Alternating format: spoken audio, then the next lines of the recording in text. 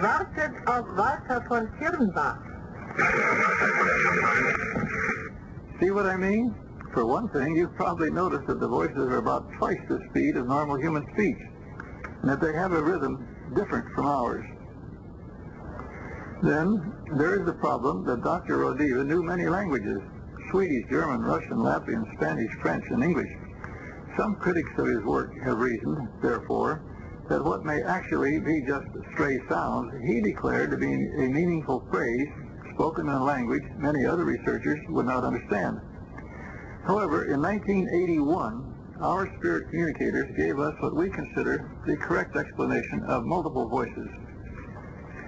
They said that whenever an EVP researcher establishes an open channel to the spirit world, where there are many persons who want to communicate, it is though several grab the microphone and all try to speak at the same time. What comes through is a mixture of words and phrases, often in different languages.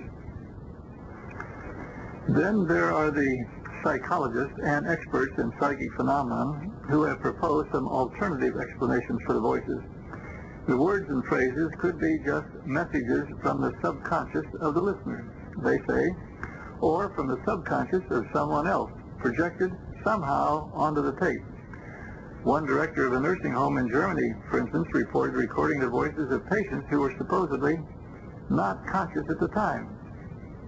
Most importantly, even if we assume that the voices on the tapes are those of people no longer living on Earth, we have to admit that what they have to say is rather trivial.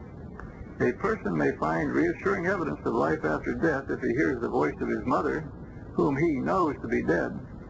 For the rest of us, the snatches of speech so far recorded on tape seem to have little value except to provide one more bit of evidence that life appears to continue on a different dimension after we die. Don't get me wrong. I'm not saying that Jurgensen, Rodiva, and the other electronic voice experimenters were wasting their time. Far from it. The significant thing about their work is that they did take that first, most difficult step in communication with another level of existence. It was comparable to my own first step 57 years ago when I experimented with the only kind of radio equipment then available, a crystal of galena and a wire cat whisker. At the time, it would have been almost impossible to convince me that clear, static-free radio communication would be feasible, and relatively soon, too. Within just my lifetime, we've progressed from that crude crystal set to TV broadcasts to our planet from space devices more than 1,000 million miles away. So it shouldn't be discouraging that Jurgensen and Rodiva's communications with the worlds of spirit were at first very crude. That is simply the nature of scientific research. Techniques are perfected only with the passage of time. The quality of the voices on the tapes began to improve, but very slowly. Let me play for you now an excerpt from some of the tapes made in 1977 by Raymond Cass, a hearing aid specialist in England. The German words following the comment by Mr. Cass are repeated a total of 3 times. Hello, we're still here. We're packing up now to go back to Bridlington. And if there's someone here who is with us...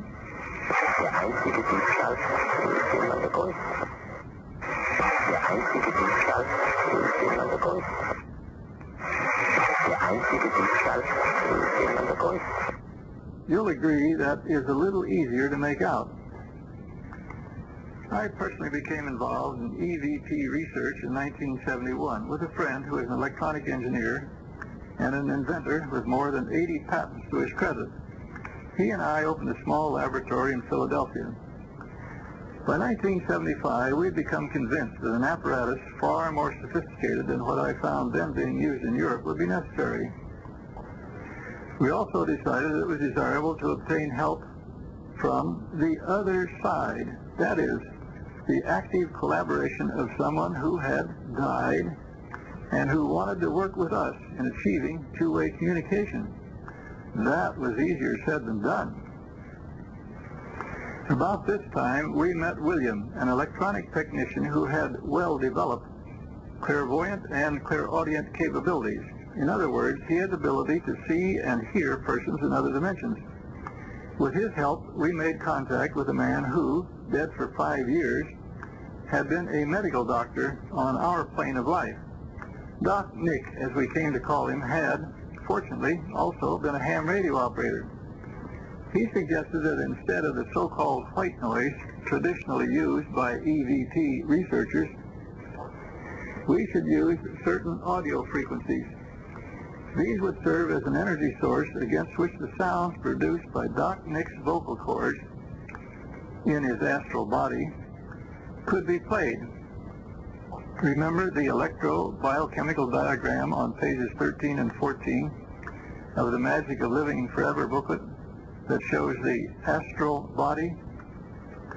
He said the result would be that our ears and a tape recorder would pick up his voice.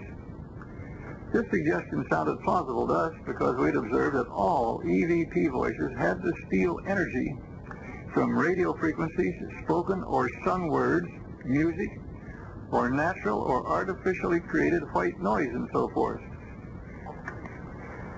After some experimentation, we had the great thrill on October 27, 1977, of hearing Doc Nick's first words just barely coming through the quite loud mixture of tones we had provided as a starting point. To you, hearing it for the first time, this short exchange may be almost as difficult to understand as the EVP voice samples given earlier. Here's the exchange.